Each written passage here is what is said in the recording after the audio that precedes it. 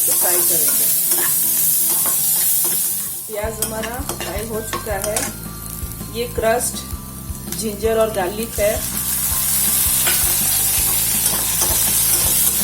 इसको थोड़ा अच्छे से फ्राई करेंगे प्याज के साथ।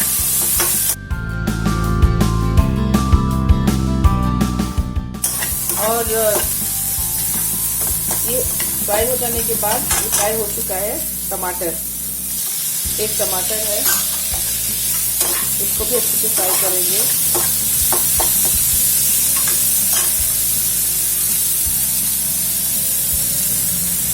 हल्दी, धनिया पाउडर, जैसे हाफ टीस्पून जीरा पाउडर, ये एवरेस्ट का चिकन मसाला, सबको अच्छे से फ्राई करेंगे।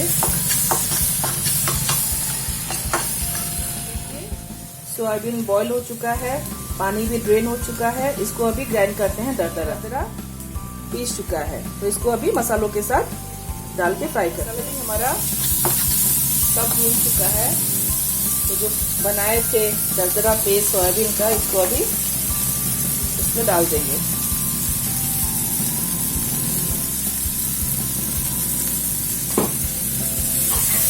अच्छे से मिलाएंगे।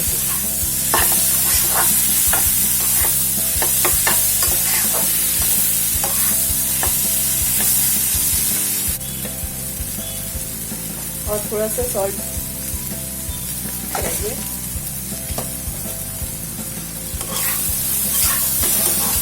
अच्छे से मिलाते हैं। इसमें धनिया पत्ता डालेंगे चॉप करके।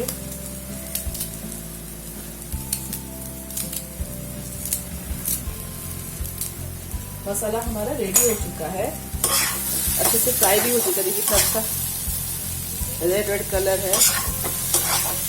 तो गैस को ऑफ करते हैं और स्टफिंग का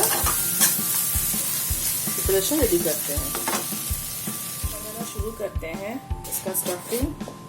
तो उसके लिए पहले एक बैटर बनाएंगे, जो कि मैं पहले आपको बताई थी जब करेला तावा फ्राई बनाई थी, सेम है। ये चावल और गार्लिक का पेस्ट है, थोड़ा सा बेसन, धनिया पाउडर, मिर्ची पाउडर और हल्दी पाउडर, इसमें सॉल्ट।